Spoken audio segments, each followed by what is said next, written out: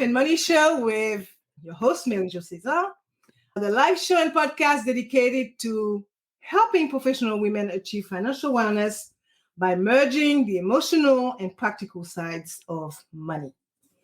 I am your host, as I mentioned, Mary Jo Cesar, and I am thrilled to bring you an extraordinary seasoned professional, a master of the real estate investing universe, Kevin Amolsch. Okay, Kevin, I hope I said your name right. You got it, MJ. Great job. Is one of exceptional resolve and impressive achievements. He's not just a successful real estate investor and private money lender, but also a decorated U.S. Army veteran, serving for 4 years before pursuing and earning his finance degree. Thanks for your service, Kevin. But Kevin's learning did not stop at the classroom. He delved into the fast-paced world of Wall Street, honing his skill as a mortgage bond analyst for 2 years before he heard the call of real estate investing full-time. With a record of over 2,200 transactions as a buyer, seller, or private money lender, Kevin's expertise is undoubted. At present, he manages multiple mortgage funds amounting to an impressive figure of over $750 million in closed loans. His track record speaks volumes of his 2 decades in real estate investing and 16 years in real estate lending. As an author of the noteworthy book, 45-Day Investor, Kevin shares his insights and experiences to guide budding investors on their journey. He is also a well-respected figure in the industry, regularly speaking at events, and quoted in high-profile publications such as the Las Vegas Review-Journal, the Denver Post, Yahoo Real Estate, Denver Business Journal, Forbes, and many others. So in today's episode, titled Passive Real Estate Investing, we'll dive deep into Kevin's vast knowledge pool and unravel how passive investments in real estate can reap substantial benefits. So get ready for an enlightening discussion, rich with insights and first-hand experiences that will undoubtedly help you better navigate your own financial journey in the realm of real estate.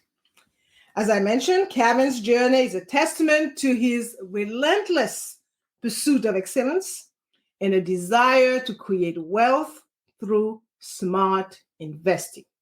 Now it's time to explore the depth of his wisdom and gain some priceless insight. So this is your opportunity, listeners, to learn from one of the industry's most respected figures, Kevin Amolsch. Only on this episode of the Merging Life and Money Show with Mary Jo Cesar. So sit back, relax, grab a pen and notebook, and get ready to take some notes. Our conversation today will revolve around 3 points: passive real estate investing, creative real estate financing, and real estate lending fund. So our first topic is one that is intriguing to many, but understood by few: passive real estate investing. Kevin, let's dive right into this. Can you explain what passive real estate investing is and why it's a good strategy for someone looking to invest in real estate? Yes, I would be happy to, MJ. And I must say, that was the best introduction that I've ever received. So kudos to you. Thank you so much for having me on. I am super excited to start dropping some nuggets on your listeners. So you said grab a notepad and a pen, and I couldn't agree more. I'm going to do everything I can to add some value here. Your question to me was, what is passive investing? So when I'm on stage, let's say, and I'm in front of a room, and usually these are real estate investors because that's what I do. I might ask the room, okay, how many of you in here have a rental property in your portfolio? And I'll throw my hand in the air. And I would say 70, maybe 80% of the room, we see hands go flying in the air. And I say, fantastic. Leave those hands up if those rental properties are a passive investment for you. Without question, without exception, 100% of the time, all the hands come down. See, we think about real estate investing and building wealth, and real estate investing will do that. Absolutely. In fact, I think real estate investing and owning real assets, real properties, is the number one surest way to become rich, wealthy. But it's not passive. It's just not. It takes work. So you have to manage the tenants. You have to manage the construction. You have to manage the repairs. Even if you have a property manager, you have to manage the manager. So when I think of passive investing, MJ, I'm thinking of what investment can I be in where I could be on the beach, maybe in your hometown, drinking a frozen cocktail and not worrying about anything at all. That money just keeps on coming in. I don't have to go deposit a check. I don't have to answer my phone. I don't have to check on a tenant. I don't get any phone calls. That's passive investing. When we think of wealth, we think of being able to do what you want, when you want, with who you want. Passive income creates that. Okay. I guess there's passive and passive, right? All depends how you. So we could talk about some of the specific strategies on how to create a real estate investment. That's passive. Would you like me to go into that?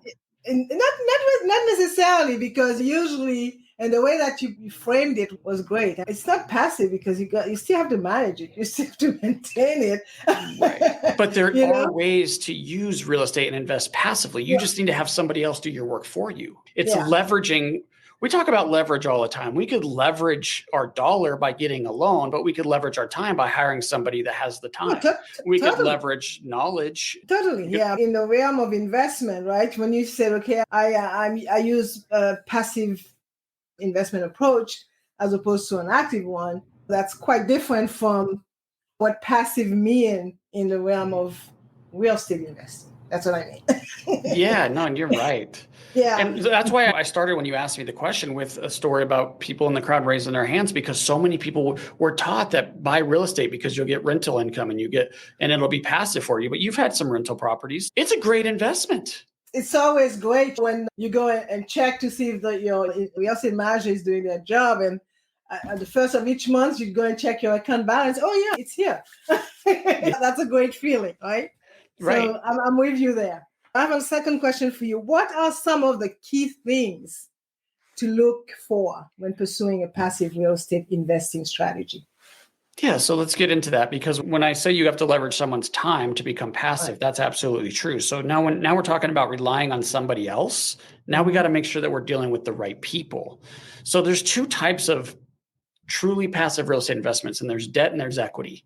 So on the equity side, it might be, I'm going to invest in a project that somebody else is managing for me. So let's say we have 3 people that all come together to buy one.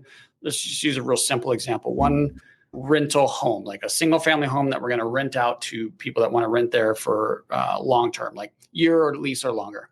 3 people come together to buy that one property. If one of those people are designated as the manager, maybe they get a little extra fee, maybe they get a bigger piece of the pie, however we cut it up, to compensate them for their time for managing it. But that means don't call me for anything. You're the manager, you handle it. So that's what I would consider equity passive investment. So I physically own a piece of the real estate. That real estate deal, there's 3 of us, we each own 1/3, or however we chop that up. That means I'm participating in the ups and the downs. So if there's a down market and things aren't going so well, I might lose a little bit of money. I might not make as much as I was expecting. But in a typical environment or a good environment, then I would make more money because the property value is going up, the cash flow is going up, we're getting some tax benefits, all of those things that you would get if you own the property all by yourself. Now, the other passive investment is debt, which would be, okay, I'm going to make a loan to somebody that wants to buy that single family rental home. So now I don't own the property, right? I am the lender on the property. So I have a lien position to protect my asset, protect my investment. But now I really don't have to worry about any of the work because I don't own it. Every month I get my payment just like you would pay your mortgage on your home as a lender. So we're really talking about becoming a bank here. And the reason I like that, you're not going to get the big upside. If it's a great market and the house goes up in value, you don't get any of that benefit, right? The owners of the home get that benefit. Mm-hmm. But the debt investment is really passive and it's very safe because who gets paid first if there's a problem? It's always the lien holders. Yep. So you potentially might be giving up a little bit of your return, but then you could really be on the beach drinking that cocktail and not have too much to worry about, right? Particularly when there's market fluctuations. You don't want to have to be wondering, as you said, you'll be sipping your cocktail on the beach, hassle-free. Yeah, and for us, we're really safe. So when we do a lot of this. So when we make a loan to somebody, we might be at 65 or maybe 70% of that value, the property's value. That way, if there is a market shift or there is a default and it takes us a little while to repossess the property, we have enough spread, we have enough equity, enough room to recapture all of our investment. That's why I'm saying that it really is one of the safest investments you can make, especially in the real estate world. Correct. Yeah. Great. Thanks for that. So how can a beginner get started in passive real estate investing? And what are some of the common pitfalls they should avoid? Yeah, so it depends on what side you're looking at. If you want to get into the equity side because you like the potential of a higher return, those are a little bit harder to find because a lot of those types of investments are reserved for accredited investors only, and they're all private. So they're not allowed to advertise for it. So you won't be driving down the street and see a billboard that says invest in my apartment complex or whatever. You really have to get into the networks and know someone who knows someone kind of thing. So the way you would find those, there is some of that you could find online, and there's some crowdfunding sources. So maybe the listener, if you want to just write down crowdfunding and Google that, you'll see some sites that give you some of these opportunities. But it's really networking. So if you are interested in this type of investment, I would go to where those investors are. So the real estate investment clubs, the conferences, the meetup groups. Meetup is one of my best friends, meetup.com, because you really can meet a lot of people that are like-minded and can help you through your career. So those are all great places to find, great places to find the equity investment. The debt investment is very similar, except for it's a little bit more regulated. So you could find some of this stuff online and through advertisements and that kind of thing, because there's a lot of operators out there with mortgage funds. Right. So for us, for example, we have a public mortgage fund. So we would put advertising out there. Hey, we're giving an 8% return in this debt fund. So we're getting accredited and non-accredited investors investing in that, just simply because we went through the process with the Securities and Exchange Commission to get approved to offer that publicly. But that too, the debt side, you could also find those at your networking groups. Let's say you want to loan, you don't want to be a part of a pool. You don't want to be a part of any other investments. You've heard about the Ponzi schemes and the Madoffs and all of those things. So you want to be very safe. Mm-hmm. If that's the case, and you might want to make an individual loan to an investor and make sure that your name's on that mortgage, your name's on that deed of trust, that gets recorded with the county. So it's public record. And that way it's super transparent and there's no concern with someone running off with the investment. But to do that, you need to find the borrower, of course. And so again, you would find those at your investment clubs, or there's some online forums and online stuff. Bigger Pockets is a fantastic resource for this kind of thing. Biggerpockets.com.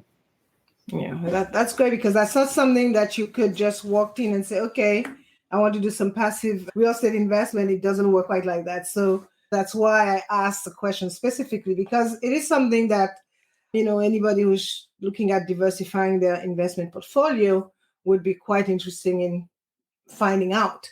So that's good. So now that you explained that stuff, what are some success stories you've experienced? I love this. I love this question. And I haven't really gotten this one very much in the podcast that I've been doing.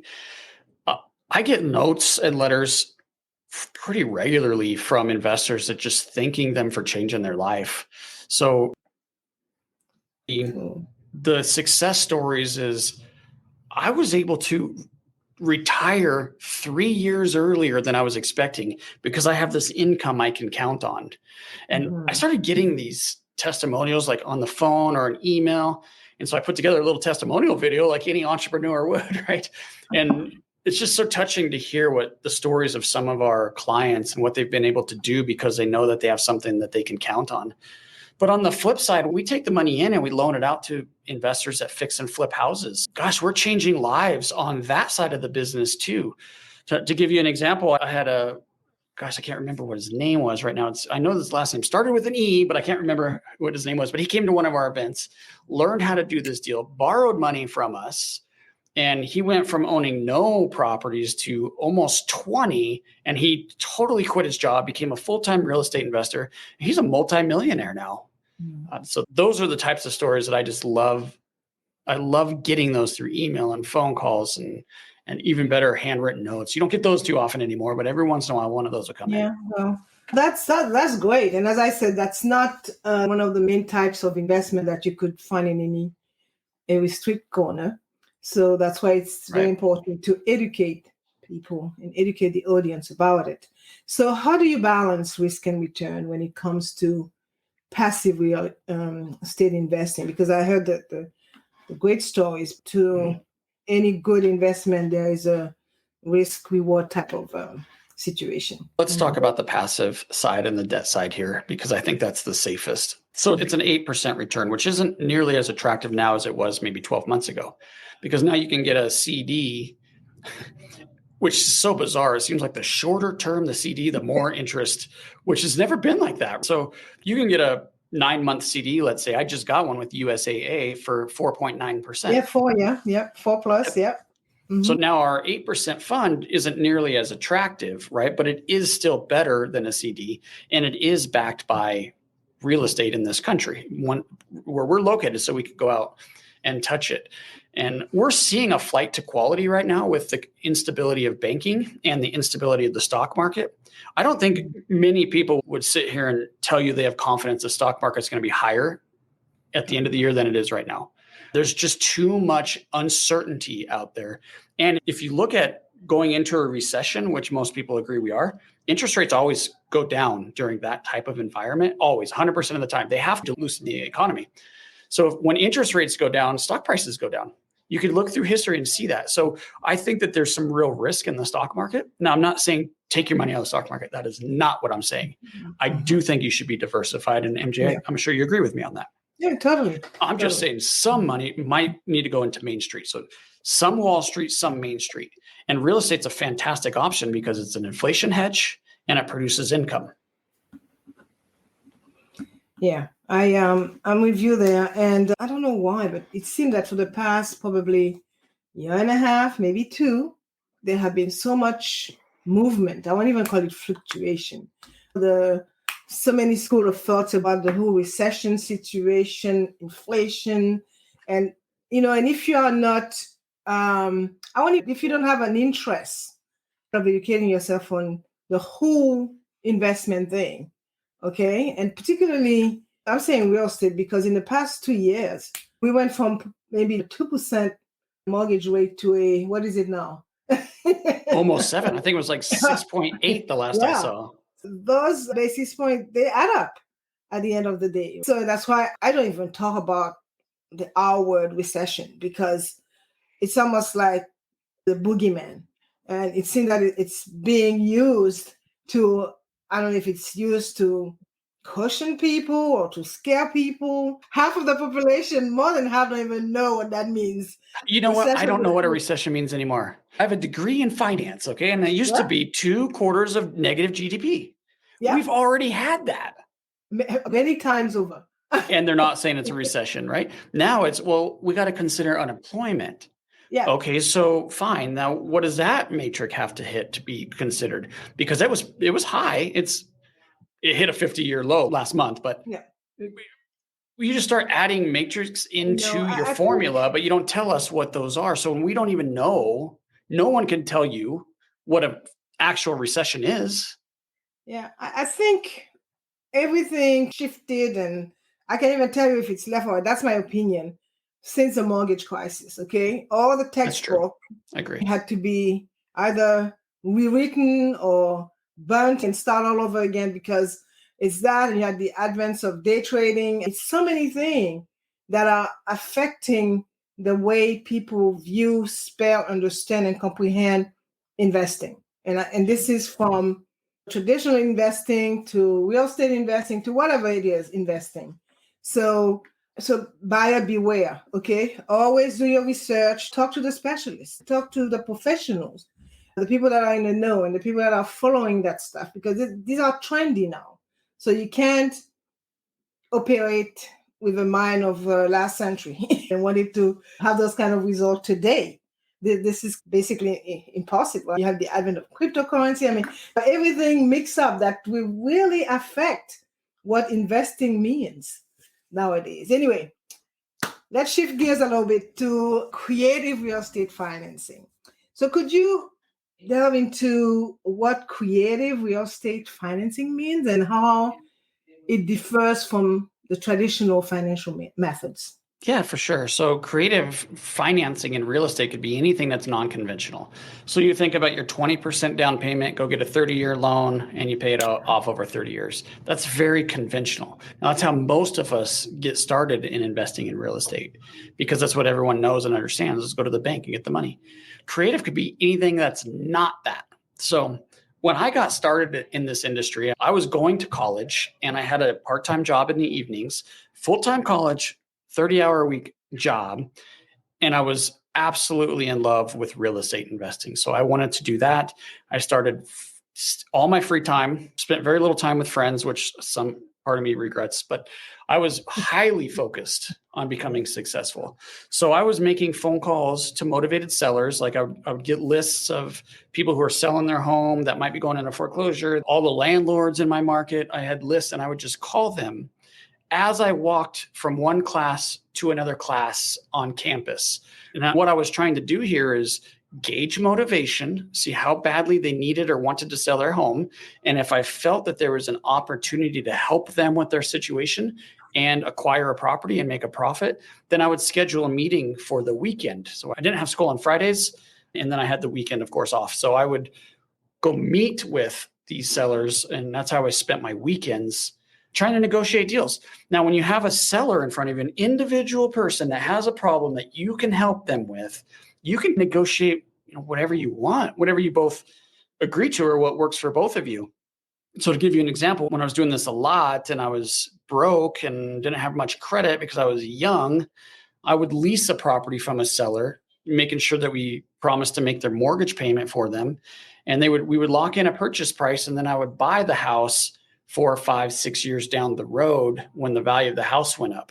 So we would call this a lease option, a lease with the right to buy the house at some point in the future. Right. And as the property went up in value, my option contract, that piece of paper, became more and more valuable. So I could just sell that contract to somebody, or I could actually buy the house, resell it. There's lots of ways to make money when your contract to buy something is much lower than the actual value. So I was doing a lot of those. Super creative. I didn't go to a bank. I didn't call the banker. I didn't put together an application. I didn't show my credit scores to anybody. And that's how I got off the ground and into the real estate game as a career. Yeah, you must have read my mind, because my next question to you was, can you share an example of a deal where you actually use creative financing and how it benefited both parties involved? So you preempted that question. It's nice to know, because these are not the thing that the bank tells you, because it's not working in their favor. It will not be working in their favor. And that's why I like the podcast and those kind of things, where podcasters, knowledgeable podcasters, people like you, can actually bring value to the audience so that they understand that there are other things than the traditional way of transacting when it comes to any kind of investment, period. Okay, what are some creative financing strategies that have worked particularly well in today's real estate market? I think we're going to talk about the mortgage fund next. I think that you said that was your topic. So that is another one, though. We provide the money to buy houses and commercial projects that need rehab. So we do only value add lending. So this is stuff that banks won't touch. And the reason for that is because these properties, in most cases, are not habitable on the residential side. And we can talk about the definition of that. or they're just not stable on the commercial side. So let's go through a stable apartment building, for example. A lot of banks are going to have a pretty high threshold for number of tenants occupying the building before they will want to lend on it. So let's say it's 90, 91, 92% occupied, or it doesn't qualify for a bank loan. But we know that with some remodel, some rehab in the units, and maybe adjusting the rent prices, usually it's down a little bit, we could attract good quality tenants and fill that property up and make it bankable. So in order for that project to be successful, we need to bring in some private money or some cash to buy it, remodel the units, get it stable, and then it's bankable. At that point, we could refinance it and pay off the private lender or the partners or whoever it is. So that's one, not as, but still a creative financing strategy to reposition an asset. Now on the residential side, habitability is a real thing. If you go to buy a piece of property as a rental, let's say a single family home, and that appraiser for your lender checks the box that says it's not habitable, and it could be something as silly as not having a conforming bedroom, which would require, let's say, a closet in the bedroom and a heat source, for example. If it doesn't have something like that, it's going to be non-conforming. And even though you could live there and it's totally safe, it wouldn't qualify for a bank loan. So some type of financing to come in, get that property where it's going to be bankable, put the closet in, run a heat line, whatever it is to make that bedroom habitable or conforming, then the property's habitable, and then you could finance it. So we do a lot of financing like that. But I've seen times where the owner or the buyer of the property will let the owner carry the loan for them just so that they can get the property into a bankable position, and then they go get their bank loan. So let's say I do an option contract on a property. I have 6 months to buy it. It has to be bought at this set price. I have 6 months. Now I got to get that property into a position where it's habitable. And the owners a lot of times will be on board with that. So that's a way to get in without using private money or partners or cash. A little riskier because you're not on title, but I'm just going off here, MJ, on tangents about different ideas that are in my head as we're going. But the universe is like anything you want, as long as you can create your mind, you can do it. Real estate creates that. Yeah, that's good to know, because for most, it's probably their largest investment ever. And they want to be very cautious.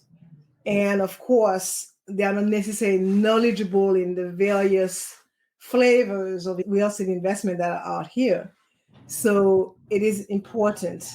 And so tell me, in your firm, do you educate people about those ways of financing any real estate investment? Do you offer specific training courses so people can really understand? You don't necessarily have to do things in a traditional fashion always. Yeah, so to some degree, our company generates income from making loans to real estate investors.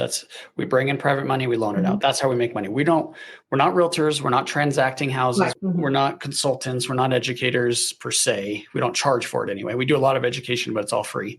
So to answer your question, we have the YouTube channel. It's youtube.com/Pine Financial. Tons of information on there about that, experiences that I've had in negotiating with sellers, that kind of thing. We do this, right? We do a lot of podcast guesting and get invited on different shows sometimes, or I think on yours, we reached out to you. But we do a lot of that to try to help people. I wrote the book that you mentioned. I think you mentioned the 45-day investor 45, book. Yeah. Okay. So that was my story. So people would ask me all the time, how are you in college with no money buying houses? So I just wrote it down. This is how I do it. This is it. We hear a lot about kids graduating with a mortgage around their neck with no house. That's called a student loan. Yeah, exactly. But you don't hear about the real mortgage and the real, that you could actually have access to right out of the college. So that's the reason why it is so important for people to understand that and to know that. It's the same way when you started about college financing. It's a lot of things that are available there and that are not necessarily readily in the face. And so unless you know about it, unless you do your research, or you wouldn't know that. And then you end up with a situation in your early to mid-20s where this is it. It's going to be hard for the rest of your life. Unless the unfortunately. government So, just gives you some free money, there's always that option. yeah. So moving on to real estate lending funds. Could you explain what real estate lending funds are and why they are an attractive investment option? Yeah, I mentioned this a little bit in the passive income, passive real estate investing section. But so a fund, let me back up when I started Pine Financial. So in 2008, I started the company and I had a small handful of private individual people that wanted to invest in individual notes. They wanted to invest in real estate on the debt side because of all the advantages we talked about: safety, security, steady, all of those things. So I would just align one private money investor with one real estate investor. I'd bring them together and I would charge some fees for that. And then passive investor would just loan the money to active investor and I would step out. That's how the company got started. Now, here was the feedback I was getting. We want more diversification. We want more liquidity because private notes, there's no secondary market for it. And we want a smaller investment amount. See, back then I might say I can get a $200,000 loan, but I need to go find an investor with $200,000 to put all in that one note. So my pool of investors, especially, were shrinking as values were going up. But I had a lot of investors that didn't have $200,000. They couldn't get involved. They were restricted, pushed out. So I took that feedback serious, started talking to other investors and attorneys, and ended up creating my first mortgage fund. So this is in 2009. And that solved all three of that feedback. Now what we do is we pool money from investors together into one entity. We use an LLC. And then we take that money from that company to make the loans to the real estate investors, the fix and flippers. Now the benefits of this: truly passive, diversified over a lot of different loans. So if one person stops paying, we still have income coming in and we could pay our investors. And then it's liquid. There's enough loans coming and going. Everything we do is short term. So if someone pays a loan back, it creates some liquidity and we're able to use that to pay investors back if they want their money back out of the fund. So I was really able to accomplish all three with just that very first mortgage fund. Now, I screwed that first one up, MJ. I'm not going to lie to you. I did not do that one, but you learn as you go, right? Yeah, absolutely. Yeah. So I created right? Exactly. Yeah. So I created a second one. I got a little bit better, created another one. I got a little bit better. And now what we have, I really think we've got it honed in. It's a public fund now, which is a much harder process to get approved. But now I could bring in money from non-accredited investors. So now it opens it up to everybody. And I'm really proud of that. So would you say that it's highly regulated? I think it's highly regulated. It sure feels that way. We have to report to the government twice a year. There's audited financials. They're looking into us. Plus, the state of Colorado knows exactly who we are. Look, when you're in this small of an industry and you're doing transactions, the regulators know who you are. And I, of course, have to be licensed and all that. So, I mean, that's what you sell, right? Trust and confidence. Yeah. So exactly. Yeah. So where do you see this heading in the future? The whole real estate lending funds? I think it's going to blow up because of flight to quality. Look, there's turmoil out there. Like we talked about, people are moving their money out of banks because they don't trust the FDIC, which I disagree with, by the way. The FDIC doesn't have enough insurance to cover all the claims. There's no secret about that. They're about 1.23% of all insurable deposits. It's insane. But I don't think the government would ever allow the banking system to collapse like that. So I think your money is safe in the bank. Do you really think that they ever anticipate that there would be a billionaire of every so many hours or second in a day? But when you have SVB go down and you have all these uninsured deposits, we didn't know what was going to happen to that. Like, think of Roblox. You heard about how much money they had in SVB, right? It was a staggering number. Now, if the government didn't step in and protect those deposits, which according to what is written, they shouldn't have done, that would have created an absolute collapse in the market. My God. Oh, yeah. This would have totally destabilized the whole financial foundation. So they had to step in. So I think your money is safe there, but not everyone agrees with me. I'm getting a lot of feedback that they're just a little bit nervous about that. Well, thank God there aren't tons of people with more than $250,000 in bank. But even with that, it's still very underinsured. So back to our topic here, given the size of the mortgage fund you are managing, what risk management strategy do you use? Yeah, so we have very strict underwriting guidelines. And as we go through this uncertainty, we're meeting with the leadership team once a month to tighten those guidelines. And without exception, I think with maybe one exception, we've tightened guidelines on every meeting because we just want to get more and more safe. So higher credit score requirements, lower loan to values, more liquidity in the bank, higher profitability when we run the numbers on the transaction. All of these things help keep our clients safe, which in turn keeps us safe. With that said, we do have loss reserves and we have equity that's stacked on top. So we'd have to go through our loss reserves and our equity before it ever would hit our investors.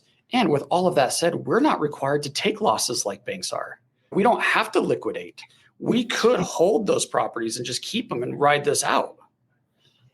Yeah, that's called peace of mind, I could tell you. And you got to demonstrate it to your customers and potential customers as well, that your house is in good shape. Yep. Basically. And that's all in the financials get audited, right? So you see all of that in the public records. So public knowledge, totally. So before we wrap up, what lessons can our listeners learn from your experience in managing more than 750 million in closed loans? Yeah, so I'm going to try to direct this at the listener here because I have a lot of real estate investor clients, and we talk a lot about what mistakes investors are making when they're on the active side because we have a lot of active investors as clients. Mm-hmm. And I think that this is probably going to be true to your listeners as well. But the words that we use, the questions that we ask, and the goals that we set when we're talking to our own self are way more powerful than most people ever give that credit for. Right. So if you're a high achiever, which you are, if you're listening to this, I would assume. If you're a high achiever, you have goals for yourself and you have dreams and you have these things that you're trying to accomplish. And when you set a goal and you're a high achiever, you do whatever you can to hit that goal. So your goal is way more important than you might even realize because you're going to hit it. So I would say be very careful with the goals that you're setting and make sure your goals serve you. What I mean by that is take ego out.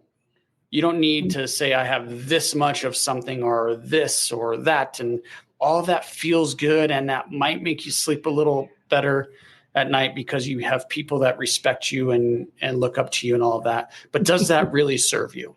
I guess that would be the question. Yeah, totally. Great. Kevin, I'm sure that our audience has absolutely benefited greatly from your insight today. And I'm sure that many are interested in learning even more from you. I am.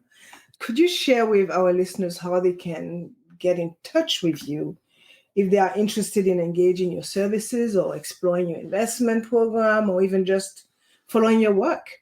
Before you start answering that, I have some information. So I'm going to run it at the bottom of the screen. So while you explain further, they would be able to see for themselves. Okay. Yeah. And one thing that's not on here that I think is important, if you are interested in the passive debt investing, you could do that on your own. You don't need me or anybody else to help you, but be careful because there is some risk out there. So I get calls a lot from people that say, hey, I just made a mistake. Can you help me? A lot of the times those mistakes I can't unwind. So I can't help you. I wish we would have worked together, then we wouldn't have made this mistake. But that happens so often that I wrote a report to try to help people avoid those types of errors and mistakes if they're out there doing this on their own. So I wrote that report and another one I put on the website, just comparing the crash that we might be hitting to what we saw in 1990, because there's a lot of comparisons to that, very few comparisons to 2008, which most people compare it to. So those two reports totally free at thepinereport.com. That's thepinereport.com. Otherwise, it's all up on your screen here, MJ, but the best way to reach me is pinefinancialgroup.com. Okay. And that information that you just mentioned, I will make sure to secure it and put it in the show notes when people, after they finish listening to the podcast. So folks, that brings us to the end of another enlightening episode of the Merging Life and Money Show. I will say that we had an incredible journey delving into the world of real estate with one of its leading experts, Kevin Amolsch. So from understanding the nuances of passive real estate investing, exploring the innovative world of creative real estate financing to getting a glimpse into the complex, I would say, yet rewarding realm of real estate lending funds, I think we covered some extensive ground today. Quickly, but certainly. So Kevin's unique insights and rich experiences have truly painted a vivid picture of the potential these areas hold for all of us. They serve as a reminder that the world of real estate is dynamic, okay, full of opportunities and accessible to anyone willing to learn and take calculated risks. So, Kevin, I want to extend my sincerest gratitude to you for sharing your valuable knowledge with us today. And for all our listeners, I hope that today's episode has inspired you. I got inspired, ignited you, and not just you, but your curiosity, and given you actionable insights to make informed decisions in your real estate journey. So before we wrap up, here are a few calls to action. So if Kevin's insight resonated with you, I encourage you to read his book, 45 Days Investor. I have not read it, but I'm sure that it is a wealth of knowledge that could well be the roadmap you need for your investment journey. So don't forget to follow Kevin on his social media channels. The information is scrolling under the screen there. And keep up with his latest insights and experience in real estate. Subscribe to the Merging Life and Money Show and never miss out on learning from experts like Kevin. So leave us a review if you enjoyed today's episode.